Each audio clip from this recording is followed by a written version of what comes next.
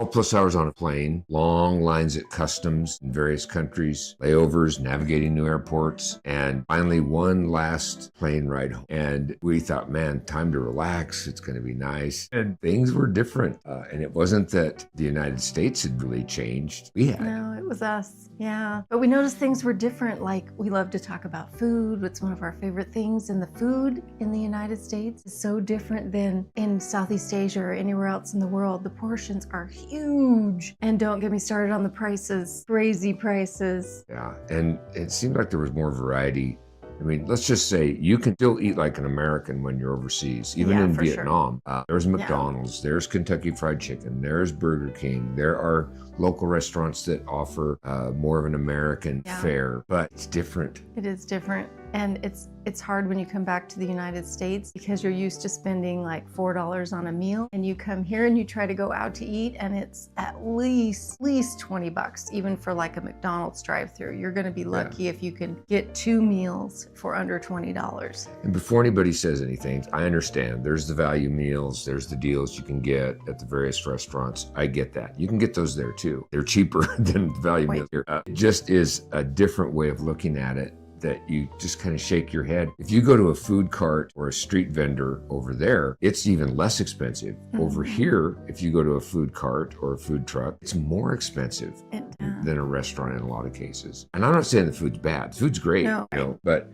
it's a financial, it's an obvious financial difference. And I'm sure you've noticed it too. It's a huge contrast for us where we've been out of the United States for 6 months and then we come back for a visit and everything has just exponentially increased. So that's one of the things that we noticed as far as like a reverse culture shock coming home to the US for a visit versus being somewhere like Southeast Asia. The prices are crazy here in the US. One of the things that caused us a huge reverse culture shock coming home for a visit to the US after 6 months living in Southeast Asia is the portion sizes in the US. They're huge. There's things like 2 liters of soda. They don't have that in Southeast Asia. There's like a gallon of milk. You can't get a gallon of milk in Southeast Asia. Everything is portioned, small portions, like a quart of milk or a 1 liter of soda or individual servings, you know, a can or,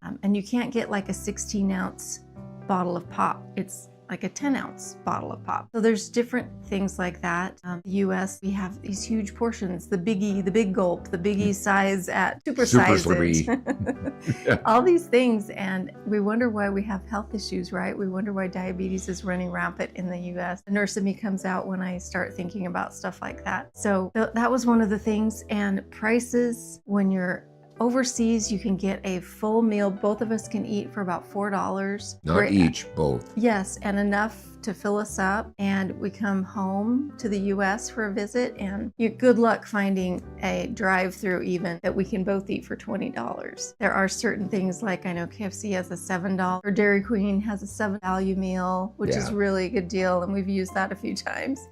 But other than that, there's not a lot of choices. And your choices are limited. Let's be transparent. When you look at those value meals, there's only so many things you can get. Might not be what you want. So if you upgrade to the, I don't know, call it the adult size sandwich or whatever, then it's exponentially more money. Yeah. And just the price of the main course exceeds the value meal price. Yeah. So, you know, I'm not sure that fries and a sundae and a greasy hamburger and a Coke are the most popular and best for you, but they're cheap, right? Yeah. The great thing about Asia was you could go to street vendors, you go to night markets, and they would be cooking the food fresh for you. And you'd watch your meal be cooked. There were a few pre-mades, but not very much. And so you knew exactly what you were getting.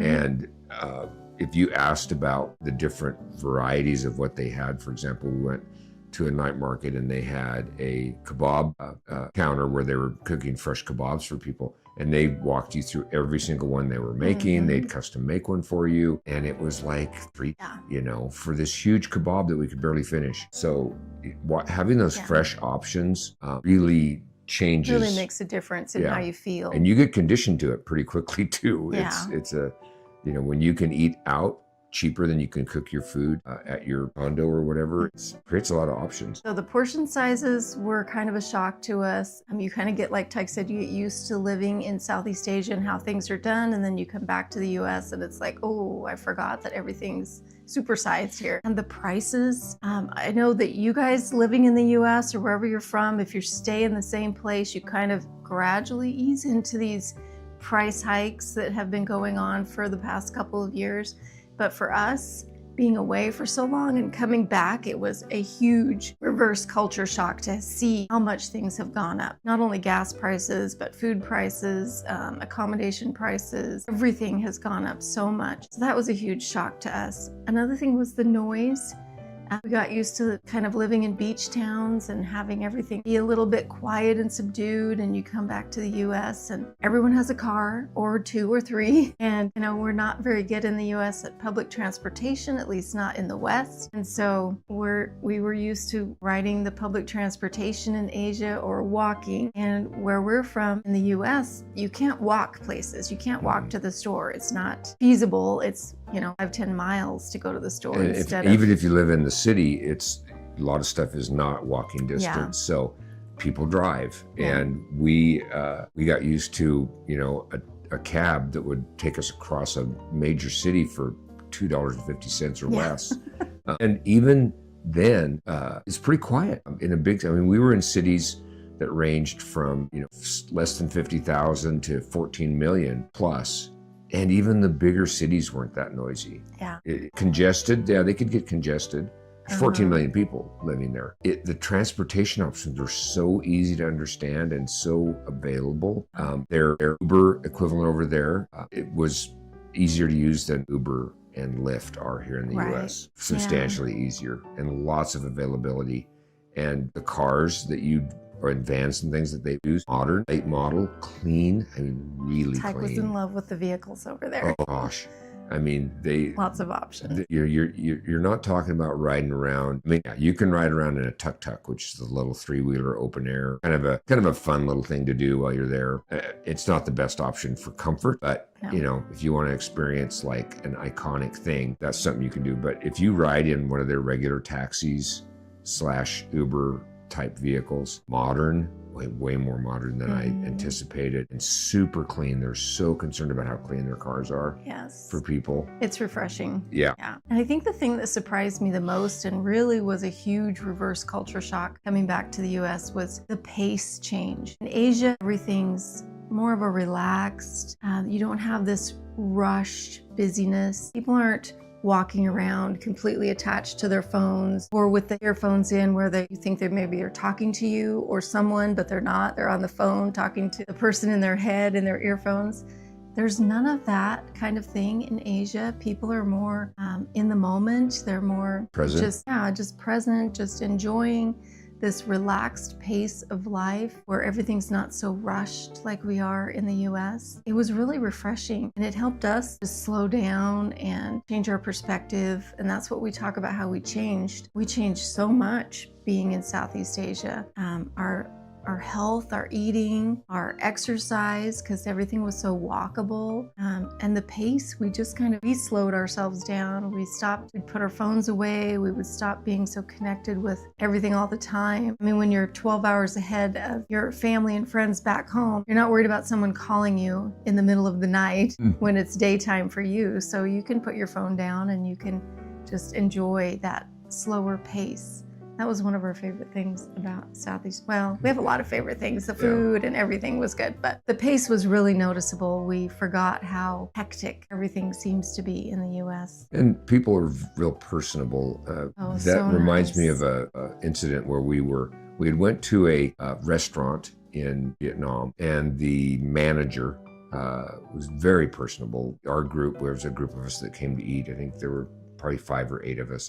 He was very personable, walked us up to our table, pointed out some things we could see while we were eating dinner, and we liked it so much we went back second time, and then we hadn't been there for several weeks. We were going to go back, but we hadn't been back for several weeks. And we were just randomly walking down the street and forgot that that's where the restaurant was. We were just walking along, taking pictures of the river and enjoying it was like rather cool afternoon. And here comes that manager, comes out of the restaurant. There's over 1 million people that live in this town. And he comes out and grabs us. How are you guys? What's going on? What are you doing today? And just was so excited to see us. And I'm like, wow, who does that? Cool. Yeah. So that kind of gives you that idea of pace. People are more present and they're watching and listening, and I don't know, it was just took a little bit of an but once you adapt, it's like then you come to expect it. So. Then you get a little sad when it doesn't happen for you in the US. But other things that we noticed were the choices. Like you walk into a Walmart or a Target in the US and holy cow, how many different kinds of peanut butter can you possibly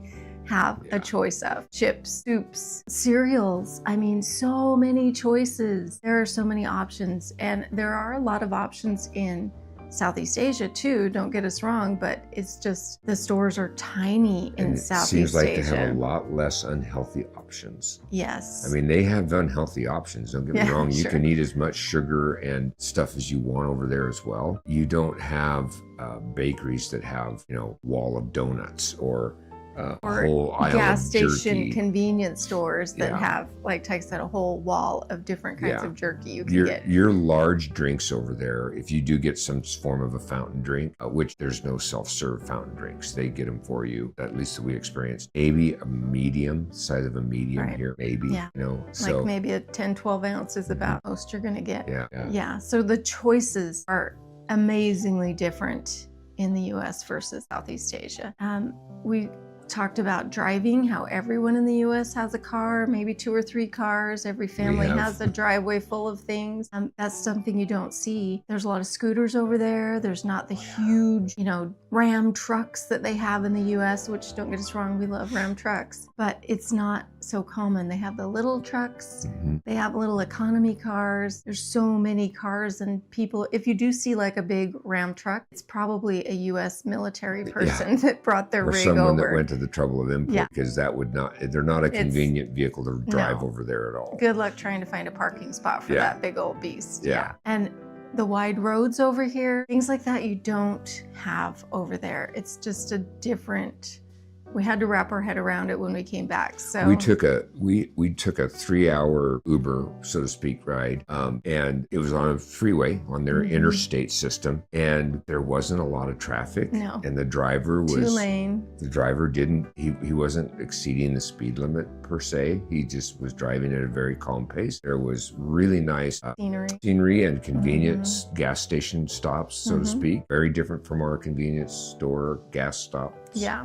In the United States, and but 11 is the king over there. It is at least familiar in that perspective, is that they have 7-Elevens, and that's it's comforting to see familiar businesses and marquees. So from that perspective, it's not like you're dealing with a completely unknown thing. Except there are not very many 7-Elevens left in the U.S. So, but over there, they're expanding. It was a little different. Yeah, sometimes there's one on every corner. Yeah, another thing we noticed, a culture shock, is the customer service and politeness and friendliness and helpfulness in Southeast Asia was way beyond what we've ever experienced in the US. We've talked about how we use points, hotel points, credit card points to stay nights for free in hotels or very reduced prices.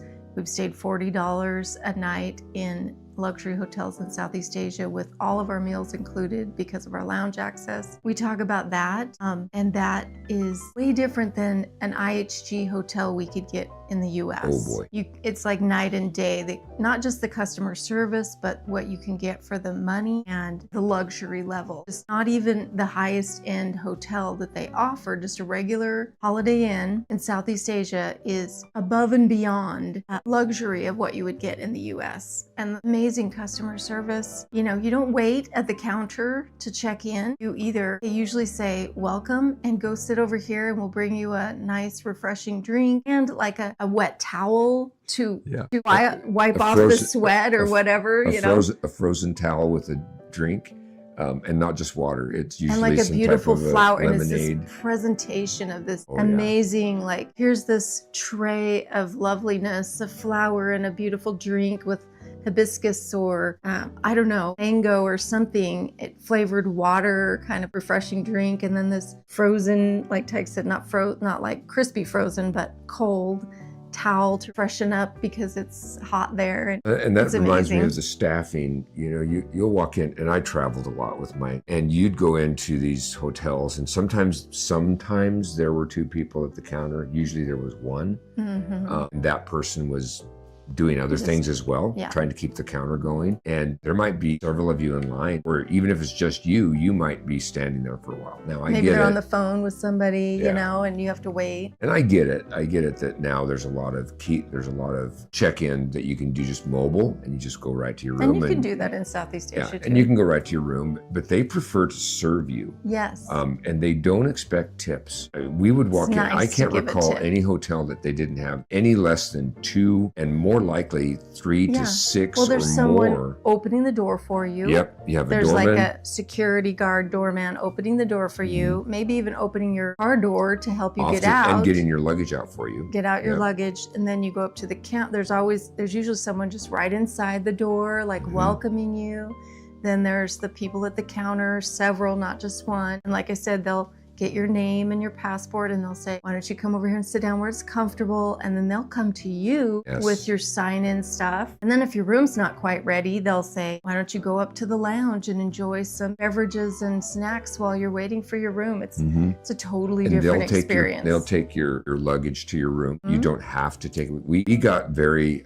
they walk you to your room. Yeah. If your room's ready, they'll be like, come with me. And they take your luggage and they take you up the elevator and they get you settled in your room, and it's awesome. We even had previews of our room where they wanted to show us our room and make sure it was going to be okay for us before we said yes to that room. And often they would just say, well, we can get you another room if you don't want this one. And it's nice to have that IHG card, because once you get that diamond status, you almost always get a free upgrade. They give you a better room. Sometimes it's a suite, which is lovely. The suites are amazing because you have the living room area with maybe a little kitchen and a bathroom, and then you have your bedroom off the living room. So it feels more like a home, and it's bigger and not as crowded, not as cramped feeling as a little hotel room where everything's all in one area. We got upgraded to a suite where we had 2 bathrooms, the master suite and the bathroom inside, and then the bathroom out in the main area too. And that was awesome. A second bed. It has a small bedroom as well. Yeah. Yeah, 2 bedrooms and the living room and 2 bathrooms. And that's, if you're going to do slow travel, which we encourage, don't take that lightly. Look into the IHG travel point. It was the game changer for us as we traveled. Yeah, especially Southeast Asia. Yeah. And so it doesn't, I don't know how to say it correctly, it doesn't make as much sense perhaps here and domestically, but over there, night and day. It's amazing. It creates this home base that you know you can rely on, and you don't have any guesswork. You know what to expect. And every experience we had over there, especially in hotel stays, really did at no less met our expectation, but it raised our expectations, and we were always pleasantly surprised. Yes. And that's for 6 months of traveling. I think that's key to understand. And that's kind of part of the reverse culture shock too, is that we were used to this amazing treatment, this customer service, this white glove kind of treatment, and everyone was so kind and friendly. And we come back and you barely even get eye contact sometimes in the US. And don't get me wrong, there are places that offer that white glove. You're going to pay for it. It's going to be the really fancy places. But just walking into a mall store or convenience store, you don't always get the hello, how are you, welcome in. Some places you do, but in Southeast Asia, every place you do. Yeah. So every single place. It's just their culture. It's their way of life. And I get it. Before anybody says anything in the comments, we kind of set the expectation. So the American public doesn't really demand any more than that. So we don't really get, we kind of get what we ask for. But I can tell you, if more American businesses, people, etc., had the experiences we had, that expectation level would go up. That's what we're saying in this video. It's not that America changed or Southeast Asia changed, it's that we changed. We're like, hey, we never knew that it could be this good. And now we come back and we're like, oh, well, we want to go back to Southeast Asia because we like the way it is over there. We love America. Don't get us wrong. We do love, it is truly we love our home country. It truly is a great but we've changed. We've slowed down. We've changed the way we think about things. We've changed the way we eat. We've changed the way we are healthy. And so we feel more comfortable now that we've experienced Southeast Asia. We feel more comfortable there. Coming back here feels a little awkward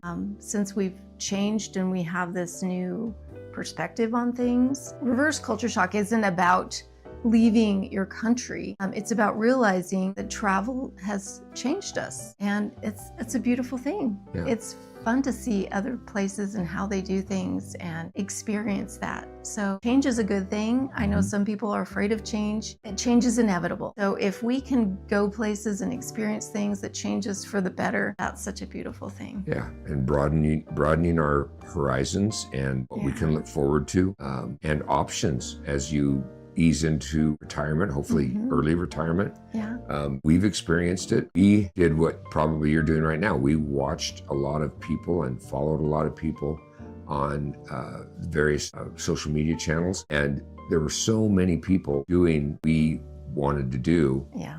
We thought, gosh, what's the worst thing that can happen? We go and we try it and we don't like it. And it was, it exceeded our expectations. Exceeded. So all those videos you see out there, including this one where people are saying, you got to try it, you got to go, you got to see it, do it. You should. Do it. So let us know in the comments, where are you wanting to travel? What is your dream destination?